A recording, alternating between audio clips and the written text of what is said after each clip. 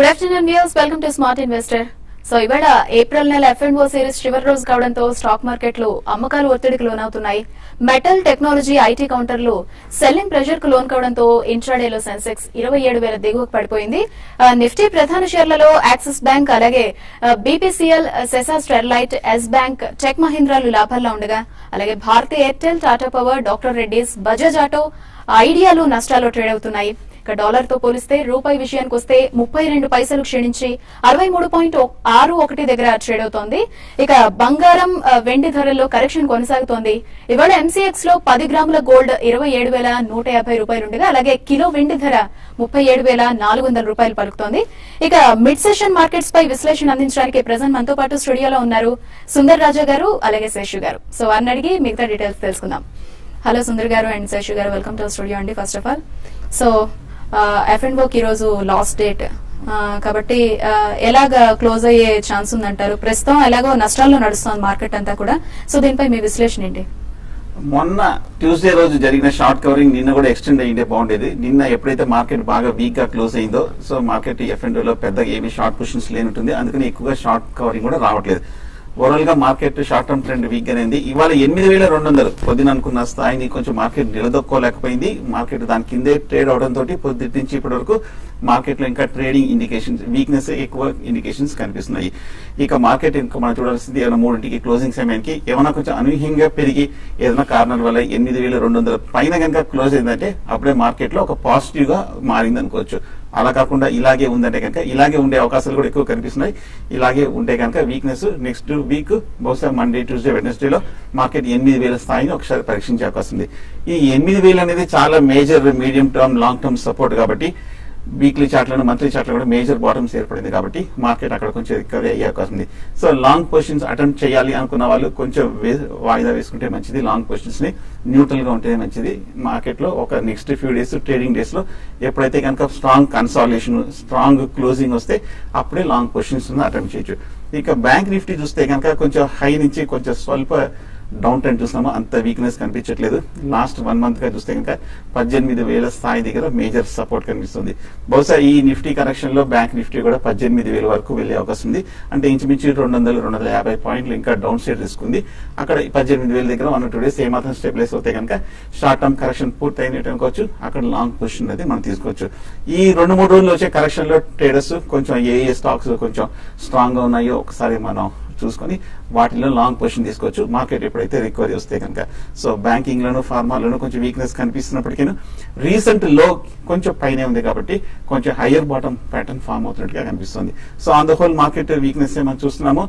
ఒక 2-3 రోజులు further weakness కొనసాగే అవకాశం ఉంది. సో సపోర్ట్ మార్కెట్ ఎక్కడ తీసుకుంటుందో చూసుకొని సపోర్ట్ తీసుకునేంత వరకు లాంగ్ పొజిషన్స్ అవాయిడ్ చేయడం మంచిది. షార్ట్ ఉంటే కనుక స్ట్రిక్ట్ గా ఒక 8,200 పైన స్టాప్ లాస్ అనేది పెట్టడం మోస్ట్ ఇంపార్టెంట్. ఓకే, శేషు గారు మీరేం చెప్తారు మిడ్ సెషన్ మార్కెట్స్ పై? చూడండి, మార్కెట్స్ అయితే ఈ రోజు ఓపెనింగ్ నుంచి మనకు గ్యాప్ డౌన్ ఓపెన్ అయినాయి. అయితే అక్కడ నుంచి మార్కెట్స్ మధ్యలో ఒక 10 పాయింట్స్ 15 పాయింట్స్ పైకి రావడానికి ప్రయత్నం చేసినా కూడా హైయర్ లెవెల్లో సస్టైన్ కాలేకపోతున్నాయి. మరీ ముఖ్యంగా F&Oలో అన్వైండింగ్ అనేది ప్రతి హైయర్ లెవెల్లో సెల్లింగ్ అనేది మార్కెట్లో కనపడుతుంది. ఈ సిరీస్ మొత్తం కానీ చూస్తే చాలా, అంటే మనకి లాస్ట్ ఒక 1 year లో బుల్ మార్కెట్లో మేజర్గా డౌన్ సైడ్ వచ్చిన సిరీస్ అని చెప్పొచ్చు. నిఫ్టీ పరంగా చెప్పాలంటే 8,850, అంటే అక్కడ నుంచి ఇప్పుడు 8,200 దగ్గరగా 600 పాయింట్స్ దాకా నిఫ్టీ కరెక్ట్ అయింది. అయితే నిఫ్టీ 600 పాయింట్స్ కరెక్ట్ అయినా కూడా అదర్ స్టాక్స్ కానీ చూస్తే మిడ్ అండ్ స్మాల్ క్యాప్లో ఈ సిరీస్లో చాలా డౌన్ ట్రెండ్ చూసాం. దగ్గర 40% పైన స్టాక్స్ లిస్ట్ చాలా ఉంది. తర్వాత కొన్ని కౌంటర్స్ న్యూ లోస్కి 52 లోస్కి రావడం చూస్తున్నాము. కాబట్టి ఇది చాలా బ్యాడ్ సిరీస్ అని చెప్పొచ్చు. ఒక లాస్ట్ 1.5 year లో అంటే నిఫ్టీ పతనం ఒక 5-6% అయినా కూడా స్టాక్స్ మాత్రం అంతకన్నా ఎక్కువ పడ్డాయి. కాబట్టి ఈ రోజు ట్రెండ్ పరంగా చెప్పాలంటే ఎక్కువగా మేజర్గా ఈ రోజు అంతా కూడా F&O మీదే ఆధారపడి స్టాక్స్ మూవ్మెంట్ చూస్తున్నాము. కొన్ని రియాలిటీ కౌంటర్స్ మార్నింగ్ కూడా చెప్పడం జరిగింది. ఐబీ రియాలిటీ లాంటి స్టాక్స్ కొంచెం పెరగొచ్చని. అదేవిధంగా కొన్ని స్టాక్స్ లో నుంచి కొంత లైక్ రిలయన్స్ ఒకటి లో నుంచి రికవర్ అయింది. బట్ పెరిగింది మాత్రం చాలా తక్కువ, బట్ లో నుంచి మాత్రం రికవర్ అయింది. తర్వాత బ్యాంక్ నిఫ్టీ ఒకటి జస్ట్ లాస్ట్ ఒక 1 అవర్ వరకు కూడా చాలా స్ట్రాంగ్ ఉంది, బట్ ఇప్పుడే కొంచెం బ్యాంక్ నిఫ్టీలో కూడా ఒక సెల్లింగ్ అనేది చూస్తున్నాము. కాబట్టి ఏదైనా కూడా మార్కెట్స్ ఈ సిరీస్లో క్లోజింగ్ వీక్ గానే క్లోజ్ అవుతుంది.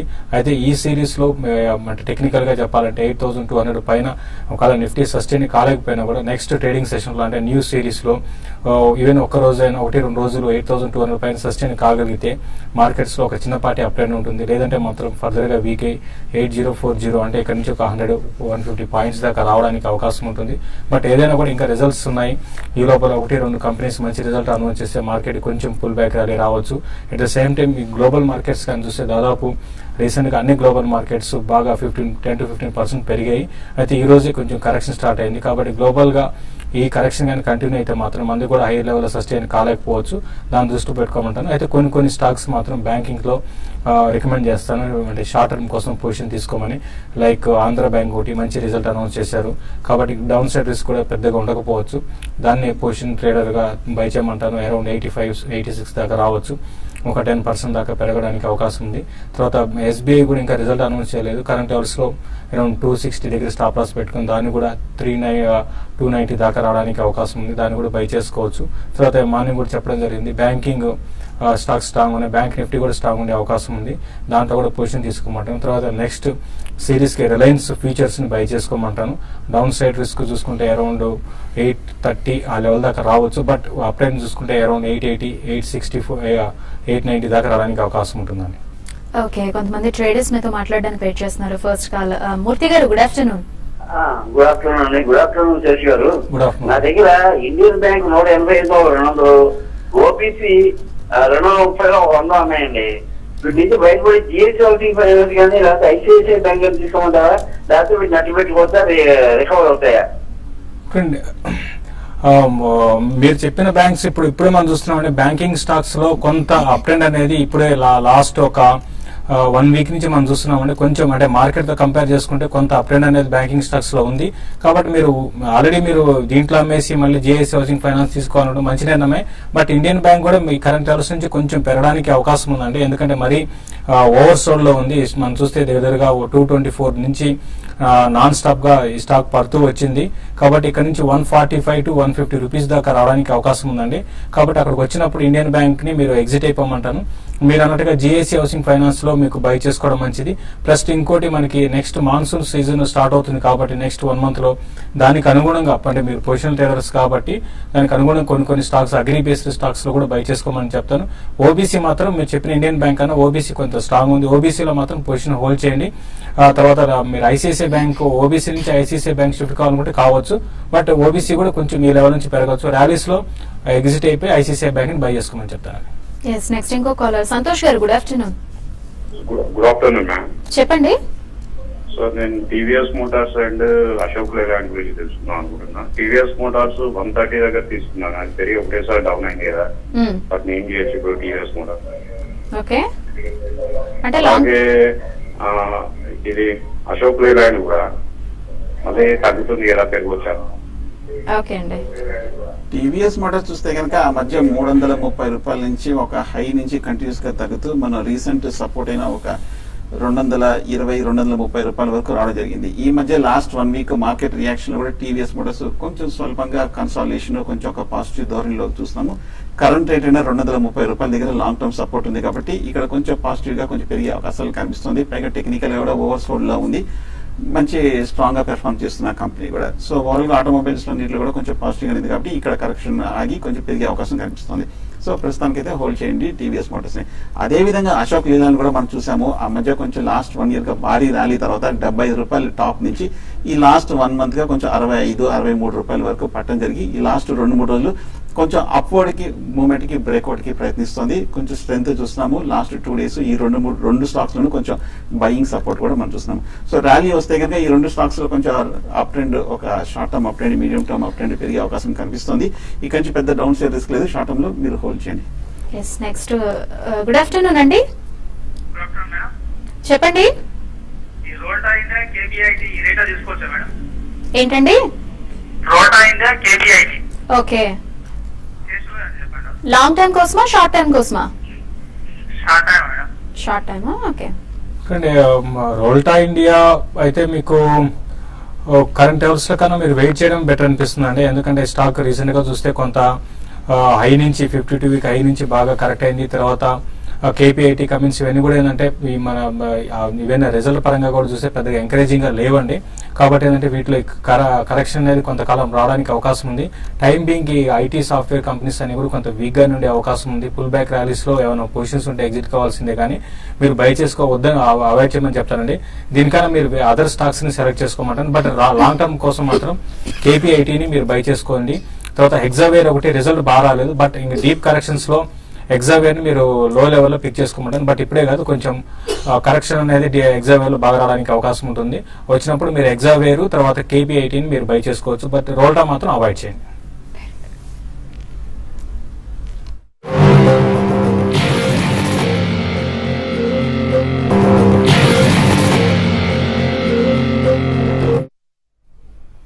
Welcome back. నెక్స్ట్ ఇంకొక ట్రేడర్ శ్రీనివాస్ గారు, good afternoon. Good afternoon madam గారు. నేను శాసన్ కెమికల్స్ లాంగ్ టర్మ్ అంటే ఒక 5-6 ఏళ్ళు వెయిట్ చేయగలనండి. శాసన్ కెమికల్స్ ఇన్వెస్ట్ చేద్దాం అనుకున్నట్టు సలహా ఇస్తారండి. ఓకే, అదొకటేనండి? అదొకటేనా శ్రీనివాస్ గారు? శాసన్ కెమికల్స్ అండి. Okay okay.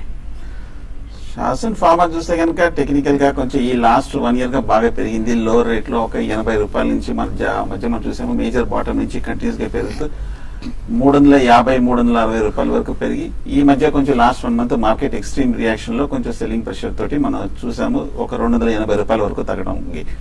ఇంకా ఓవరాల్ గా మార్కెట్ పరిస్థితి అలాగే ఈ కరెక్షన్ చూస్తుంటే కనుక ఇంకా స్వల్ప డౌన్ సైడ్ రిస్క్ ఇంకా ఉన్నట్టు కనిపిస్తుంది. తీసుకోవచ్చు, కాకపోతే కొంచెం మార్కెట్ స్టెబిలైజ్ అయ్యి అలాగే స్టాక్ కూడా ఏమాత్రం కనుక ఫర్దర్ డిప్ లో ఒక 275, 280 దగ్గర నిలబడిందంటే అక్కడ బై చేయొచ్చు. సో ప్రస్తుతానికి బై చేయండి, డిప్ లో బై చేయొచ్చు. ఎస్, నెక్స్ట్ రాజు గారు, గుడ్ ఆఫ్టర్నూన్. గుడ్ ఆఫ్టర్నూన్ అండి. చెప్పండి. శ్రీకాళహస్తి 154 లో తీసుకున్నాండి 400 షేర్స్.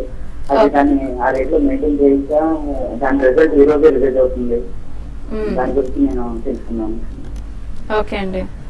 శ్రీకాళహస్తి పైప్ చూస్తే కనుక లాస్ట్ ఇయర్ ఒక ఏడాది క్రితం 15 రూపాయల నుంచి కంటిన్యూస్ గా ర్యాలీ తోటి 175 రూపాయలు మనం లాస్ట్ మంత్ వెళ్ళటం చూసాము. 170 నుంచి మళ్ళీ కరెక్షన్ తర్వాత లాస్ట్ 1 month గా కన్సాలిడేషన్ చూస్తున్నాము. 150, 160 రూపాయల మధ్యనే కొంచెం ట్రేడ్ అవుతుంది. టెక్నికల్ గా ఇంకా బులిష్ గా ఉంది. In fact last 1 month market correction లో కూడా పెద్ద పార్టిసిపేట్ చేయలేదు, ప్రతి డిప్ లోనూ బై వస్తుంది. కాకపోతే మనం టెక్నికల్ గా లాస్ట్ 2-3 years చార్ట్ చూస్తే కనుక కొంచెం మంత్లీ చార్ట్ లో ఎక్స్ట్రీమ్ గా ఓవర్ బాట్ పొజిషన్ లో ఉంది. ఒక మేజర్ కన్సాలిడేషన్ గానీ ఒక కరెక్షన్ గానీ వచ్చే అవకాశం కనిపిస్తుంది. ఒకవేళ కనుక లోయర్ రేట్ లో తీసుకుంటే నా ఉద్దేశం అయితే హైయర్ రేట్ లో 175, 180 లో short term, medium term profit book చేయొచ్చు. ఫ్రెష్ బయింగ్ అయితే హైయర్ రేట్ లో కాకుండా కొంచెం మేజర్ కన్సాలిడేషన్ గానీ కరెక్షన్ లో కానీ బై చేయొచ్చు. శ్రీకాళహస్తి పైప్స్. నెక్స్ట్ భాస్కర్ గారు, గుడ్ ఆఫ్టర్నూన్. గుడ్ ఆఫ్టర్నూన్ అండి. చెప్పండి. జియోమెట్రిక్ సాఫ్ట్వేర్ 190 రూపీస్ లో బై చేశాయండి. ఎన్సీసీ వచ్చి 100 రూపీస్ లో బై చేశాయండి. ఓకే, హోల్డ్ చేయమంటారా? క్లాస్ బుక్ చేయండి. ఇప్పుడే సాఫ్ట్వేర్ కంపెనీస్ గురించి, ఐటీ కంపెనీస్ గురించి చెప్పుకున్నామండి. అన్ని కూడా రిజల్ట్ మనకి అనుకున్న దానికన్నా బాగా బిలో వచ్చాయండి, బిలో ఎస్టిమేట్స్ వచ్చాయి. మేజర్ కంపెనీస్ అట్లా వచ్చాయి, ఈవెన్ మిడ్ క్యాప్ కంపెనీస్ కూడా అదే విధంగా వచ్చాయి. ప్రతిసారి బాగా అనౌన్స్ చేసిన కంపెనీస్ కూడా ఈసారి చాలా డిసప్పాయింట్ చేసాయి. ప్లస్ దాంతోపాటు స్టాక్స్ అన్ని కూడా ఎక్స్పెన్సివ్ అండి. మరీ ముఖ్యంగా జియోమెట్రిక్ సాఫ్ట్వేర్ అయితే ఈవెన్ ట్రాన్స్పరెంట్ కూడా అంత లేని కంపెనీగా మనకి చెప్పొచ్చు అండి. కాబట్టి జియోమెట్రిక్ నుంచి మీరు బెటర్ ఏంటంటే మీరు ర్యాలీస్ లో ఎగ్జిట్ చెప్తాను. అయితే మీరు సాఫ్ట్వేర్ కంపెనీ, ఐటీ కంపెనీస్ లోనే ఇన్వెస్ట్ చేయాలనుకుంటే కొంచెం మేజర్ కంపెనీస్ లోనే ఇన్వెస్ట్ చేయండి. 1-2 బాగా రిజల్ట్ అనౌన్స్ చేసిన సైంట్, మన ఆంధ్రప్రదేశ్ చెందిన సైంట్ కంపెనీలో ఇన్వెస్ట్ చేయొచ్చు. తర్వాత ఎగ్జావేర్ రిజల్ట్ బాగా రాలేదు, బట్ ఒక డౌన్ ట్రెండ్ వచ్చినాక ఎగ్జావేర్ లో కూడా మీరు ఇన్వెస్ట్ చేయమంటాను. ఎన్సీసీ మాత్రం మీ కరెక్షన్ అనేది కొంచెం కొనసాగొచ్చండి. అయితే మాత్రం మీరు లాంగ్ టర్మ్ కోసం మీరు ఎన్సీసీని హోల్డ్ చేయండి. జియోమెట్రిక్ మాత్రం ఇమీడియట్ గా మీరు ర్యాలీస్ వచ్చినప్పుడు ఎగ్జిట్ కమని చెప్తాను. సో ఇప్పుడు రిజల్ట్ సీజన్ నడుస్తుంది కదండి, ఎక్కువ ఏ సెక్టర్ బాగుంది ఇప్పటి వరకు వచ్చిన రిజల్ట్స్ లో? అంటే ఇప్పుడు ఫస్ట్ ఏంటంటే ఐటీ ఒకటి బాగలేదని చెప్పొచ్చు అండి. అయితే ఇనిషియల్ గా కొంత అనౌన్స్ చేసిన సిమెంట్ కంపెనీస్ లో బాగా రావడం చూసాము. అయితే మళ్ళీ అంబుజా కొంచెం డిసప్పాయింట్మెంట్ చేసింది. ఈ విధంగా ఒకే సెక్టర్ లో ఒక కొన్ని స్టాక్స్ కొన్ని కంపెనీస్ బాగా అనౌన్స్ చేస్తే కొన్ని బాగా అనౌన్స్ చేయలేదు. బట్ కొన్ని ఇంకా ఉన్న వాటిలో మాత్రం బాగా వచ్చిందని చెప్పాలంటే మాత్రం ప్రైవేట్ బ్యాంక్స్ అండి. ప్రైవేట్ బ్యాంక్స్ ఈవెన్ మనకి ఐసిఐసిఐ బ్యాంక్ దగ్గర నుంచి అన్ని అనౌన్స్ చేసిన అన్ని మేజర్ బ్యాంక్స్ అన్ని కూడా బాగా రిజల్ట్ అనౌన్స్ చేసాయి. ఇంకా పిఎస్యూ బ్యాంక్స్ ఇంకా అనౌన్స్ చేయలేదు, అంటే 1-2 కంపెనీస్ అనౌన్స్ చేసినా కూడా మేజర్ గా రాలేదు. కాబట్టి పిఎస్యూ బ్యాంక్స్ రిజల్ట్ అనౌన్స్ చేసిన అంటే ఆంధ్ర బ్యాంక్ లాంటివి బాగా వచ్చాయి. కాబట్టి నెక్స్ట్ 1-2 మేజర్ కంపెనీస్ కానీ పిఎస్యూ బ్యాంక్స్ లో బాగా వస్తే మాత్రం డెఫినెట్ గా మళ్ళీ బ్యాంకింగ్ స్టాక్స్ అని కూడా చాలా స్ట్రాంగ్ గా ర్యాలీ అవి లీడ్ చేయొచ్చు. తర్వాత రిలయన్స్ చాలా రోబస్ట్ రిజల్ట్ రిలయన్స్ వచ్చింది, అనౌన్స్ చేసింది. బట్ ప్రైస్ మాత్రం 940 నుంచి బాగా కరెక్ట్ అయింది. కాబట్టి రిలయన్స్ కరెంట్ లెవెల్స్ లో కూడా కొంత లాంగ్ టర్మ్ కోసం ఇన్వెస్ట్ చేయమంటాను. Plus short term position futures లో బై చేసుకోవాలనుకున్న వాళ్ళు కరెంట్ లెవెల్స్ లో కూడా రిలయన్స్ ని బై చేసుకోవచ్చు అండి. ఓకే, నెక్స్ట్ శ్రీనివాస్ గారు ఒక ట్రేడర్ వెయిట్ చేస్తున్నారు. గుడ్ ఆఫ్టర్నూన్ శ్రీనివాస్ గారు. ఓకే మేడం, మాది కృష్ణా జిల్లా వచ్చా మేడం. 8150 నిఫ్టీ కాల్స్ ఉన్నాయి మేడం, 4000. అవి ఉంచుకోవాలా తీసేయాలా అర్థం కావట్లేదు మేడం. ఈ సిరీస్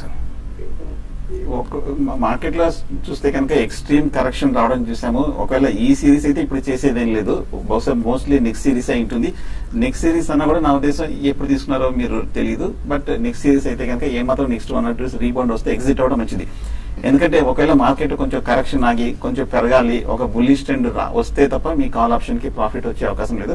పడింది కాబట్టి మార్కెట్ కొంచెం కన్సాలిడేషన్ వాలటిలిటీలో బాగా రేంజ్ బౌండ్ లో ఉంటుంది. ఒకవేళ జనరల్ గా ఎప్పుడైనా సరే కాల్ ఆప్షన్ పుట్ ఆప్షన్ తీసుకున్నప్పుడు ఒకే మూమెంట్ లో చాలా స్పీడ్ గా ఉన్నప్పుడు దాంట్లో ప్రాఫిట్ వస్తుంది. కన్సాలిడేషన్ వచ్చిందంటే కనుక ప్రీమియమ్స్ తగ్గిపోయే అవకాశం ఉంది.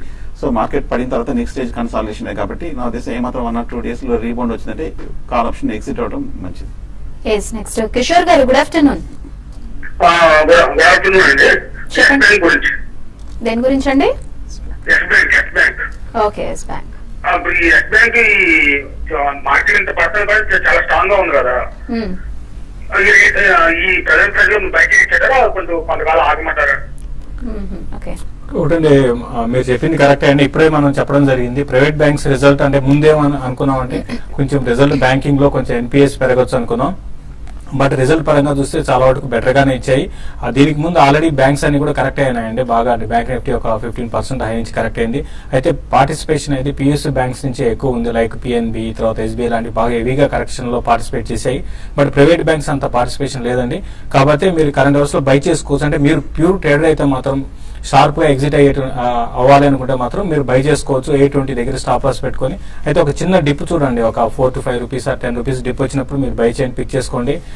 ఈ ర్యాలీ కంటిన్యూ అయ్యి 865 to 880 దాకా రావచ్చండి. బట్ మార్కెట్స్ బాగాలేవు కాబట్టి మీరు చాలా జాగ్రత్తగా పొజిషన్ కాషియస్ గా తీసుకొని స్టాప్ లాస్ మెయింటైన్ చేస్తూ ఇమీడియట్ గా ఒక 2 to 3% ప్రాఫిట్ వచ్చినప్పుడు మార్కెట్ ని అంచనా వేసుకొని ఎగ్జిట్ కమని చెప్తానండి. Next Purna garu, good afternoon అండి. Good afternoon madam.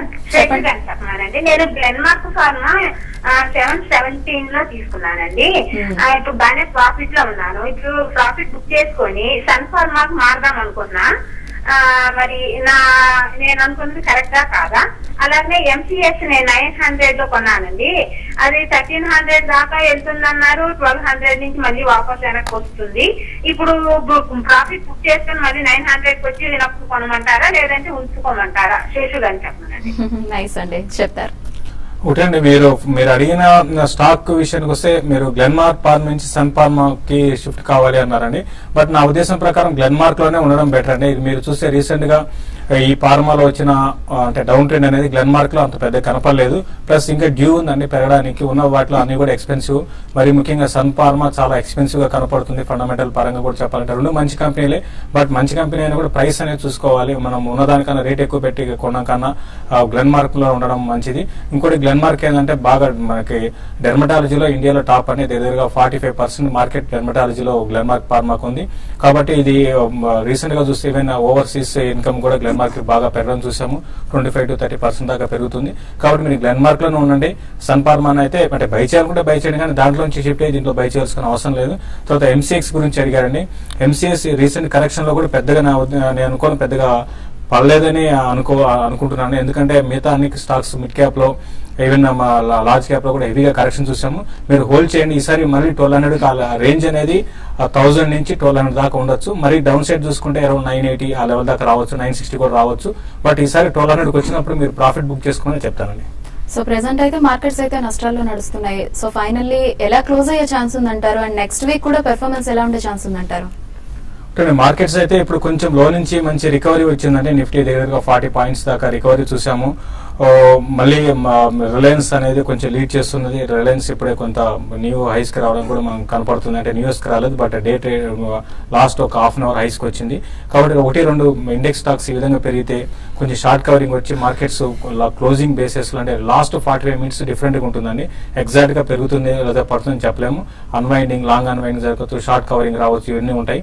ఏదైనా కూడా నేను అనుకోవడం ఏంటంటే కంటిన్యూగా ఓపెనింగ్ అంటే ఈ రోజు ఓపెనింగ్ నుంచి వీక్ ఉంది కాబట్టి క్లోజింగ్ లో మార్కెట్స్ షార్ట్ కవరింగ్ వచ్చి కొంత పెరిగే అవకాశం ఎక్కువ ఉంది. ప్లస్ నెక్స్ట్ సిరీస్ కూడా కొంచెం 1 or 2 డేస్ మాత్రం మార్కెట్స్ కొంచెం పాజిటివ్ గా ఉంటాయి. ఇంకోటి ఈ రోజు ఇంట్రెస్టింగ్ ఏంటంటే మార్కెట్ పడినా కూడా కొన్ని స్టాక్స్ అవుట్ పర్ఫార్మ్ చేస్తున్నాయి. అది కొంచెం పాజిటివ్ అంశం చెప్పొచ్చు మిడ్ అండ్ స్మాల్ క్యాప్ లో. కాబట్టి కొంచెం మార్కెట్ ఈ లెవెల్లో బేస్ అనేది ఫామ్ కావడానికి అవకాశం ఉంది. బిట్వీన్ 8,000 and 8,200 మధ్యలో మార్కెట్ కన్సాలిడేట్ అవుతూ బేస్ అనేది ఫామ్ కావచ్చు అండి. ఓకే సుందర్ గారు, మరి టెక్నికల్ మీ అనాలిసిస్ ఏంటి? మార్కెట్ లాస్ట్ 15 మినిట్స్ గా స్వల్ప రికవరీ వచ్చినప్పటికీ మేజర్ రెసిస్టెన్స్, మేజర్ నిరోధక స్థాయి అయిన 8,200 కిందే ఉంది. కాబట్టి టెక్నికల్ గా ఈ రికవరీలో పెద్ద మార్పు ఏం కనిపించట్లేదు, కొత్త ఇండికేషన్ ఏం కనిపించట్లేదు. కాకపోతే ఇంకా టైం ఉంది, గంటన్నర టైం ఉంది. కాబట్టి నెక్స్ట్ కాసేపట్లో కనుక ఏమైనా మార్కెట్ పెరిగి ఫర్దర్ గా రికవరీ 8,200 కనుక అధిగమించి దానిపైన కనుక క్లోజ్ అయిందంటే నెక్స్ట్ వీక్ మార్కెట్ లో ఒక రిలీఫ్ ర్యాలీ వచ్చే అవకాశం ఉంది. అలా కాకుండా ఏమైనా ఈ రికవరీ కొంచెం షార్ట్ లీడ్ అయిపోయి మళ్ళీ ఫర్దర్ గా వీక్నెస్ వచ్చిందంటే మటుకు నెక్స్ట్ 2-3 ట్రేడింగ్ డేస్ కూడా మార్కెట్ వీక్నెస్ కొనసాగే అవకాశం ఉంది. అప్పుడు 8,000 స్థాయి వరకు ఉంది. ట్రేడర్స్ స్వల్పగా షార్ట్ కవరింగ్ చేస్తున్నారు, ఎందుకంటే నెక్స్ట్ 3 రోజులు మార్కెట్ సెలవే కాబట్టి. సో అందువల్ల మనం ఇందాక చెప్పినట్టు 8,200 పైన క్లోజ్ అవుతుందా లేదా అనేది మనం కాసేపట్లో వేచి చూడాలి. Thank you so much both of you, Sundar గారు అండ్ శేషు గారు. మంచి సజెషన్స్ ఇచ్చారు మా ట్రేడర్స్ కి. సో ఇది smart investor. Keep watching TV5.